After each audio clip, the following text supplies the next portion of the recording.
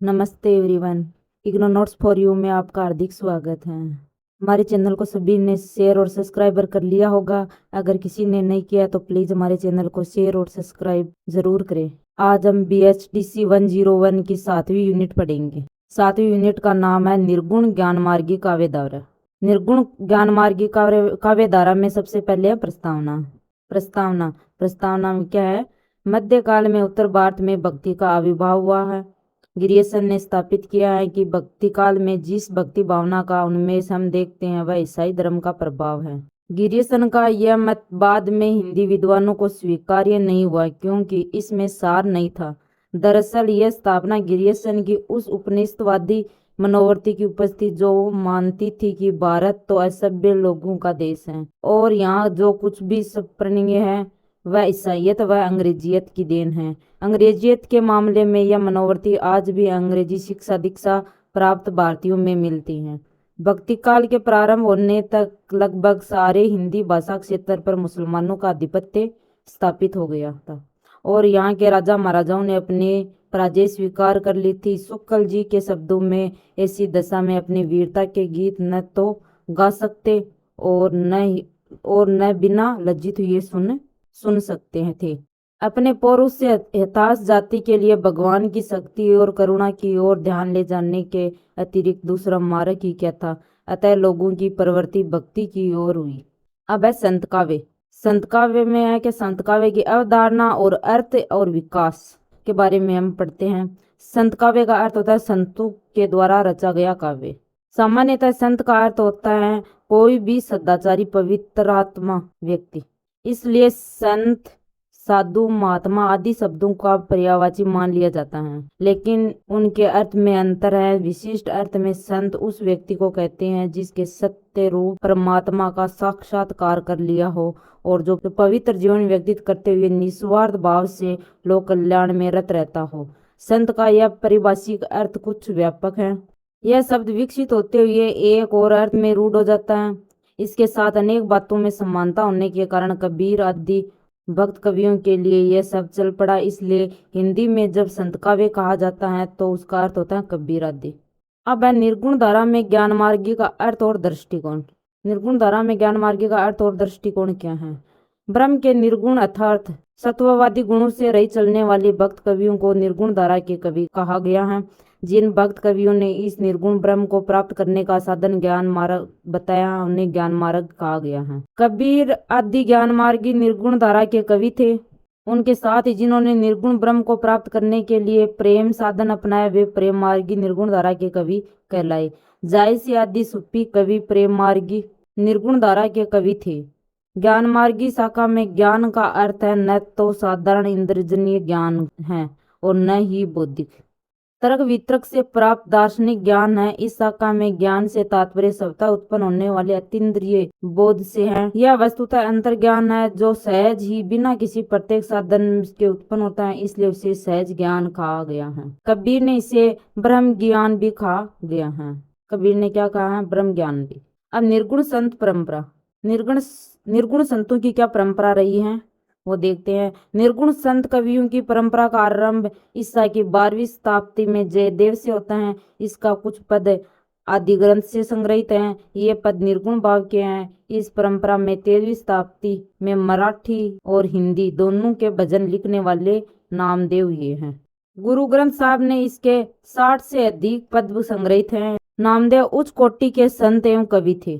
कबीर के गुरु रामानंद इस परंपरा की तीसरी कड़ी हैं, किंतु हिंदी में संत काव्य की दृढ़ नींव रखने वाले, इसे सामान्य बनाने वाले और सबसे अधिक प्रतिभाशाली कवि कौन सा है? कबीरदास। कबीर जो रामानंद के शिष्य भी थे।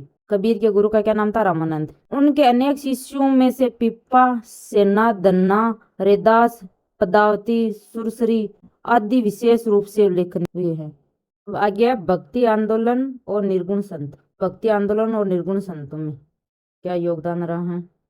भक्ति आंदोलन में निर्गुण संत कवियों की महत्वपूर्ण भूमिका रही है। अब निर्गुण संतों में सबसे पहले कौन सा था? नामदेव। संत साहित्य की नींव डालने वालों में महाराष्ट्र के नामदेव का जन्म 1267 ईस्वी का नाम बहुत महत्वपूर्ण है। मराठी में लिखे बांगू के अतिरिक्त हिंदी में लिखी इनकी बहुत सी रचनाएं मिलती हैं। गुरु ग्रंथ साहब में ही उनके 60 से अधिक भजन संग्रहित हैं। प्रारंभ में यह सगुण भाव के भक्ति करते थे, किंतु अपने को गोरखनाथ का शिष्य परंपरा में बताने वाले प्रसिद्ध ज्ञान योगी ज्ञानदेव की प्रेरणा से यह नाथ पंथ के प्रभाव में आकर निर्गुणोपासक संत बने। इन्होंने निर्गुण ब्रह्म के स्वरूप निरूपण, कर्मकांड के खंडन आदि के साथ साथ हिंदू मुसलमान दोनों की आलोचना की और ज्ञानी संतों की श्रेष्ठता सिद्ध की। इन्होंने एक दोहा भी लिखा है। उस दोहे में क्या लिखा है? हिंदू अंधा तुर्का कान्ना, दुओ ते ज्ञानी सयाना, हिंदू पूज्य देहरा मुसलमान मस्जिद, नामा सोई सोविया जहां देरा न मस्जिद। इसमें क्या बताया गया है? हिंदू अंधा तुर्का कान्ना, दुबो दे ज्ञानी सियाना, हिंदू पूज्य देरा और मुसलमान पूज्य मस्जिद, नामा सोई सोविया जहां देरा न मस्जिद। अब आ गया था कबीर। कबीरदास का जन्म 1398 ईस्वी में काशी में हुआ था। वे जाति के क्या थे? जुल्लाहा। जुल्लाहा वह जाति थी जिसने कुछ समय पहले ही मुसलमान धर्म स्वीकार किया था, इसलिए इस जाति के हिंदू संस्कार भी बने हुए थे। कबीर पर उस समय व्याप्त सिद्धों और नाथों का भी प्रभाव था। कबीर की प्रतिभा बड़ी प्रखर थी।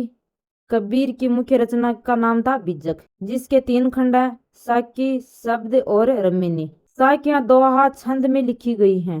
गुरु ग्रंथ साहब में इन्हें श्लोक कहा गया है। शब्द पद्यों के रूप में लिखे गए हैं। रमेनी जायसी के पद्मावत या तुलसी के रामचरितमानस के समान कुछ चौपाई के बाद एक दोहा देने की शैली में लिखी गई है।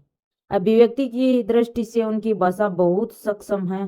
भाषा पर उसका पूरा अधिकार है। वह जैसा चाहते हैं वैसा मोड़ देते हैं। इसलिए हजारी प्रसाद द्विवेदी ने उसे क्या संज्ञा दी? भाषा का डिक्टेटर। अब आ गया था रैदास।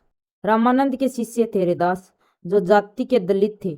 उन्होंने अपनी जाति को बार बार उल्लेख किया।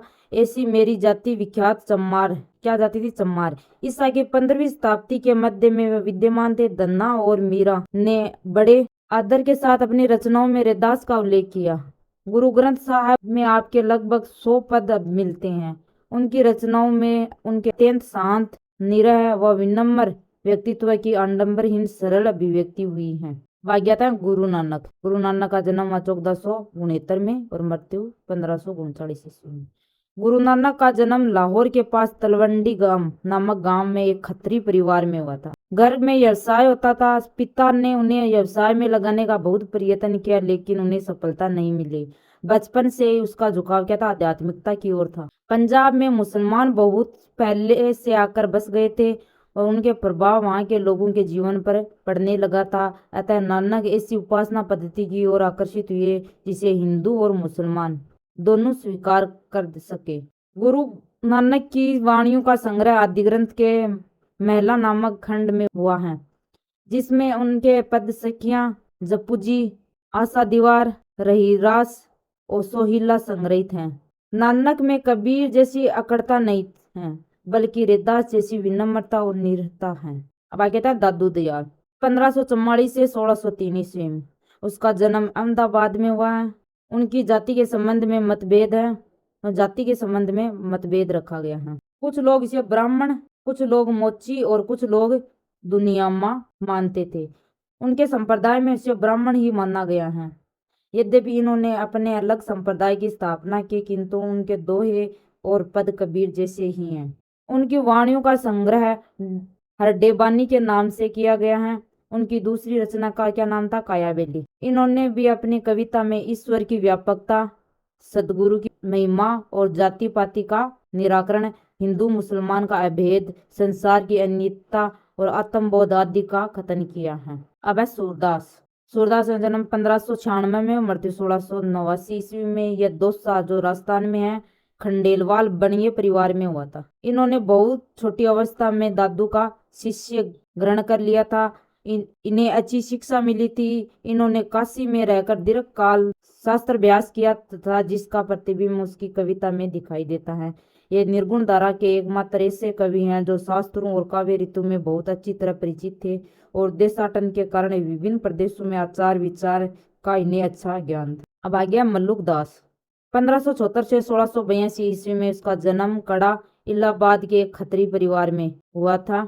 यह औरंगजेब के समकालीन थे। इनके संबंध में अनेक चमत्कारी पूर्ण कथाएं प्रचलित हैं। यह निर्गुण परमात्मा को दिल के अंदर खोजने का उपदेश देते हैं। इनकी दो प्रसिद्ध पुस्तकें हैं, रतन खान और ज्ञान बोध।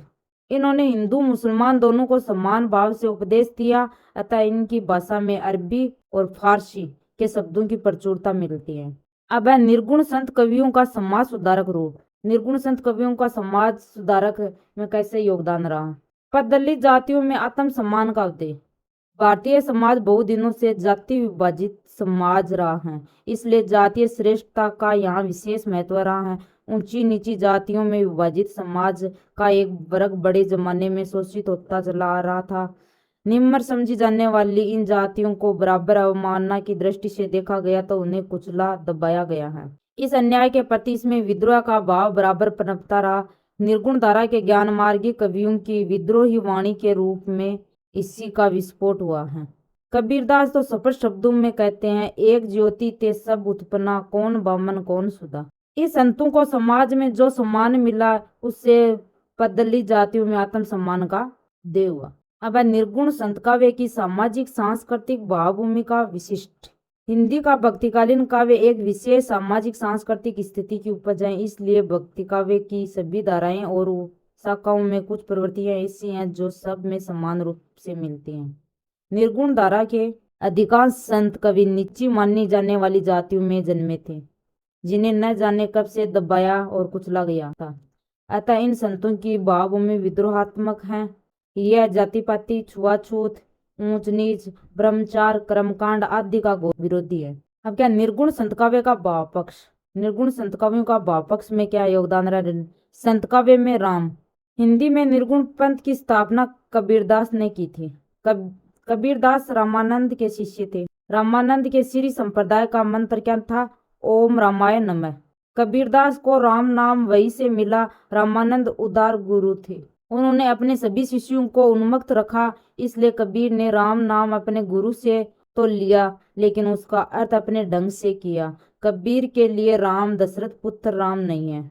उन्होंने स्पष्ट लिखा है एक दोहे में, दशरथ सूत तिहु लोक बकाना, राम नाम का मरम है आना। राम का अर्थ निर्गुण निराकार ब्रह्म है।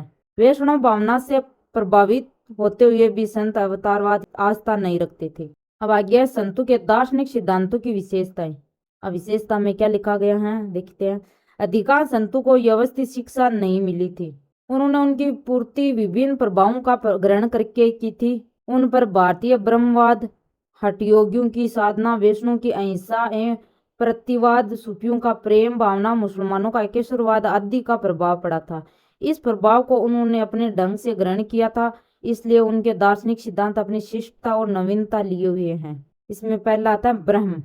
ब्रह्म की दार्शनिक अवधारणा ऐसी है जिस पर भारत में अत्यंत प्राचीन काल से विचार होता आया है और उनका कोई सर्वमान्य स्वरूप स्थिर नहीं हो पाया।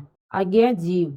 जीव में क्या लिखा है, अद्वैतवादी दर्शन में माया सम्मिलित आत्मा को जीव कहते हैं। कबीर आदि संतों की तन्मयता भी ऐसी ही। एकेश्वरवाद के अनुसार खुदा और बंदे का द्वैत मान्यता संतों को स्वीकार नहीं है। ब्रह्म या आत्मा से जीवों को जो अलग दिखाई देता है उसका कारण माया है, अन्यथा जीव ब्रह्म में ही उत्पन्न हुआ है और अंततः उसी में ही लय हो गए जाना है। आगे आता है जगत। संतों की जगत की धारणा अद्वैतवादियों जैसी है। कबीरदास ने जगत को परमात्मा का प्रतिबिंब माना है। जब ब्रह्म अपनी लीला का स्तर विस्तार करता है तब उसे नाम रूपता जगत की सृष्टि होती है, जिसे वह इच्छा होने पर अपने मन में समेट लेता है। जैसे एक दोहे में लिखा गया है, इनमें आप सहबीन में आप सुख खोल खेले, नाना भांति गढ़े सब बांडे, रूप धरे मेले। शंकराचार्य ने ब्रह्म को सत्य और जगत को मिथ्या कहा है। उन्होंने इस संसार को सर्वसम्मत बनाया है। अब आ गया था माया। अद्वैतवादी वेदांत में माया की अवधारणा बड़ी महत्वपूर्ण रही है। शंकराचार्य ने माया और अविद्या को प्राय एक ही माना है। माया त्रिगुणात्मिकता, अविद्या लक्षण प्रकृति है जो सचराचर जगत को उत्पन्न करती है। कबीर आदि संतों ने भी इस संसार को मायाकृत माना है। उनके अनुसार जो माया में लिपटे रहते हैं वे दुख में ही पड़े हुए उसे समझ नहीं पाते। माया लिप्त मनुष्यों को परमात्मा का ज्ञान नहीं हो सकता। काम, क्रोध, मोह, मद और मत्सर, माया के ये 5 पुत्र थे। अब है मोक्ष। मोक्ष का अर्थ है मुक्ति।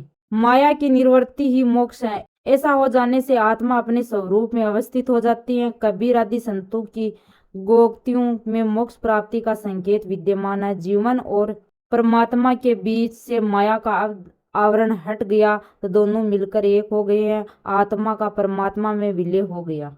अब आ गया था निर्गुण काव्य में रहस्यवाद। निर्गुण काव्य में रहस्यवाद का क्या महत्व है? परम सत्ता की भावात्मक अनुभूति को रहस्यवाद कहा जा सकता है। रहस्यवाद संत काव्यों की प्रमुख प्रवृत्ति है।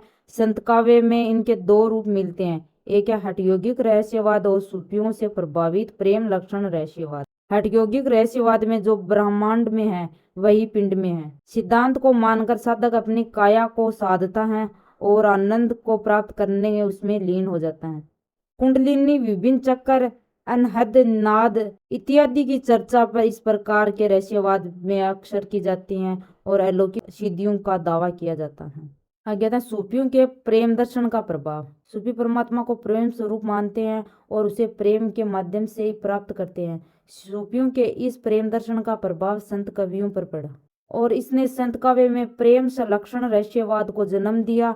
सूफियों से प्रभावित होते हुए उन्होंने परमात्मा को प्रियतम माना है और स्वयं को क्या मानते हैं? प्रियतमा। जिस प्रकार एक दोहे में भी लिखा गया है, हरि मोर पीऊ में राम की बहुरिया। कहते समय कबीर इसी प्रेम संबंध की बात करते हैं। इस संबंध को लेकर संयोग और वियोग दोनों के चित्र खड़े होते हैं। संयोग के और वियोग के दोनों के चित्र खड़े होते हैं। अब आ गया नाथ सिद्धों का प्रभाव। निर्गुण संत काव्य में नाथ और सिद्धों का क्या प्रभाव रहा है? निर्गुण संत काव्य पर नाथ सिद्धों का गहरा प्रभाव है। इसलिए संत कवियों ने नाथ सिद्धों से न केवल काव्य वस्तु बल्कि काव्य रूपों को भी ज्यों का त्यों ले लिया। संत काव्य के तमाम परिभाषिक शब्द उन्हीं से ही आए हैं और यह अलग बात है कि संतों ने उन शब्दों में से अनेक की व्याख्या अपने ढंग से की है। उदाहरण के लिए सहज शब्द को प्रस्तुत किया। वैष्णव चिंतन परंपरा का प्रभाव। निर्गुण धारा के संत कवियों पर वैष्णव चिंतन परंपरा का गहरा प्रभाव पड़ा है। कबीर ने बार बार वैष्णव की प्रशंसा की और शाक्तों की क्या की? निंदा। उन्होंने शाक्तों को कुत्ता तक कहा है। वैष्णव के प्रति कबीर आदि संतों की इस अतिरिक्त श्रद्धा के कारण यह है कि उन्हें राम, गोपाल आदि नाम ही वैष्णव से नहीं मिले, अपितु उनके प्रति भक्ति भावना भी वैष्णव से ही मिली है। निर्गुण निराकार ब्रह्म के उपासक होने पर भी जब संत भक्ति के प्रभाव में बहने लगे तो सगुण उपासक लगने लगते हैं। संतों के सात्विक और सहज जीवन जीने पर अधिक बल दिया है। उन पर यह भी वैष्णव प्रभाव ही है। अब आ गया निर्गुण काव्य परंपरा की विशेषताएं। अन्य क्या विशेषताएं हो रही हैं? ऊपर विवेचित विशेषताओं के अतिरिक्त निर्गुण संत काव्य की कुछ और सामान्य विशेषताएं। यह विशेषताएं संक्षेप में इस प्रकार हैं कि संप्रदाय में नामोपासना का विशेष महत्व माना गया है। संतों ने गुरु को गोविंद से ही अधिक महत्व दिया है क्योंकि उनकी मान्यता है कि बिना गुरु का ज्ञान नहीं होता। ये लोग रूढ़िबद्ध और कठोर साधना पद्धतियों के विरोधी थे। इन्होंने सात्विक सहज जीवन और व्यक्तिक साधना को स्वीकार किया है। अब आ गया निर्गुण काव्य धारा की अभिव्यंजना पक्ष। निर्गुण काव्य धारा के संत कवि कविता लिखने के लिए कविता नहीं लिखते थे। वे कलावादी नहीं थे। उन्होंने कविता को साधन के रूप में अपनाया है, साध्य के रूप में नहीं। इसलिए उनकी कविता में अभिव्यंजना पक्ष को लेकर सचेत प्रयास नहीं किया गया। अब है काव्य रूप। संत काव्य प्रधानतः मुक्त काव्य के रूप में लिखा गया है। संतों के ने मुक्त काव्य में सबसे अधिक साखी शब्द और रमणी की रचना की है। साखियों में ज्ञान, आध्यात्मिक अनुभव तथा सामाजिक अनुभव को व्यक्त किया गया है। संतों ने आत्मनिवेदन आदि के उद्गारों को प्रकट करने के लिए शब्द अर्थात गेय पद्यों की रचना की है। इनमें आकारगत विषमता मिलती है। किसी विषय को लेकर विवरणात्मक रचनाएं दोहा, चौपाई छंदों को अपनाते हुए रमणी के रूप में लिखी गई हैं। इसके अतिरिक्त संतों ने 12 मासा, महात्म्य, सहस्त्र नामों जैसे काव्य रूपों को भी अपनाया है। भाग्य काव्य भाषा। निर्गुण धारा के संत कवियों में भोजपुरी कौन सी भाषा? भोजपुरी, व्रज भाषा, खड़ी बोली और राजस्थानी आदि को एक आधार भाषा के रूप में अपनाया। लेकिन उन्होंने आधार भाषा कोई भी अपनाई हो उसमें अनेक बोलियों और भाषाओं के रूपों और शब्दों का मिश्रण हुआ है। इसलिए सामूहिक रूप से इस भाषा को क्या कहते हैं? सदोगड़ी भाषा कहा जाता है। उदाहरण के लिए कबीर के काव्य में ही पावल, राखल, सुतल जैसी भोजपुरी के शब्द मिलते हैं। जिब्बड़ियों और दुखड़ियों जैसे पंजाबी शब्द संतानी, आपना, रेणा आदि जैसे राजस्थानी शब्द मिलते हैं। तो लगा, भागा, आऊंगा, मिलूंगा जैसे खड़ी बोली के शब्द भी मिलते हैं। इसमें अव्यवस्था, अपरिष्कार और व्याकरणच्युति मिलती हैं। आगे आता है प्रतीकात्मकता। संतों ने अपनी बात कहने के लिए प्रतीकों की प्रचुरता से प्रयोग किया। आत्मा, परमात्मा, माया, संसार इत्यादि के लिए कमलिनी, सरोवर, जल, नागिनी, नाग, वृक्ष, पक्षी इत्यादि तमाम प्रतीक प्रयोग किए हैं। अनेक प्रतीक हठयोगिक साधना पद्धति के लिए किए गए हैं। उलटवासियों तो प्रतीकों से भरी पड़ी हैं। अब आ गया उलटवासी शैली। उलटवासी शैली में क्या है? योगी, सहजयानी और तांत्रिक इस बात का दावा करते हैं कि वे तीन लोक से न्यारे हैं। सारी दुनिया ज्ञानवंश उलट बह रही है, सही रास्ते पर वही चल रहे हैं। अपनी इस बात को सिद्ध करने के लिए उन्होंने उलटवासी की शैली अपनाई। कबीर आदि संत कवियों ने भी इस शैली को अपनाया और उलटवासियां लिखी। अपनी उलटवासियों से उन्होंने सामान्य लोगों को चमत्कृत किया। अब आ गया था अलंकार। इसमें कौन से अलंकारों का प्रयोग किया गया है? संत का काव्य अलंकारहीन नहीं है, किंतु उन्होंने अलंकारों की योजना सायास नहीं की। उनके काव्य में जो अलंकार मिलते हैं वो सहज आ गए और इसलिए सटीक और सार्थक हैं। अनुप्रास, श्लेष आदि आदि जैसे कुछ शब्द अलंकारों को छोड़ देते तो संत के काव्य में प्रधानतः उपमा मूलक, विरोध मूलक अलंकारों हैं। उपमा, उत्प्रेक्षा, रूपक, रूपकातिशयोक्ति, विरोधाभास, असंगति आदि अलंकारों का संत कवियों ने सामान्यतः प्रयोग किया है। अब इसमें एक दोहा भी लिखा गया है। कबीर ने एक दोहा लिखा गया कि माया दीपक नर पतंग बरमी बरमी इवे पड़ेत, कहे कबीर गुरु ज्ञान ते एक आदु ब्रंद। इसमें क्या बताया गया है? व्यक्ति को एक पतंग की तरह बताया गया है। जिस तरह पतंग दीपक पे की लौ पे जाके अपने आप को नष्ट कर लेता है, उसी प्रकार मनुष्य माया रूपी इसमें जाल में जाकर अपने आप को नष्ट कर लेता है। अब आ गया छंद। संतों ने बहुत से छंदों का प्रयोग किया है। रमैनी में दोहा, चौपाई, सोरठा का प्रयोग किया गया है। साक्यों का प्रधान छंद तो दोहा है, लेकिन इसके अतिरिक्त सोरठा, सार, हरिपद, चौपाई, चौपाई, दोही, सरसी, मुक्तामणि, श्याम, उल्लास या छप्पे जैसे अनेक छंद प्रयुक्त हुए हैं। शब्द या पद गेय गीत हैं जो अनेक छंदों से मिलकर बने हैं। ये गुजरी, मारू, विपास, भैरव, विल्लावल जैसे रागों में बंधे हैं। अब आ गया था संत काव्य में जीवन दर्शन और मूल्य। जीवन दर्शन को लेकर संत काव्य में अंतविरोध की स्थिति दिखाई देती है। संत लौकिक और अलौकिक जीवन मूल्यों को एक साथ लेकर चलते हैं। वे लोक को ही महत्व देते हैं और परलोक को भी। वे एक और मानव जीवन को नश्वरता की भी बात करते हैं तो दूसरी ओर सामाजिक जीवन में व्याप्त हर प्रकार की विषमता की कटु आलोचना भी करते हैं।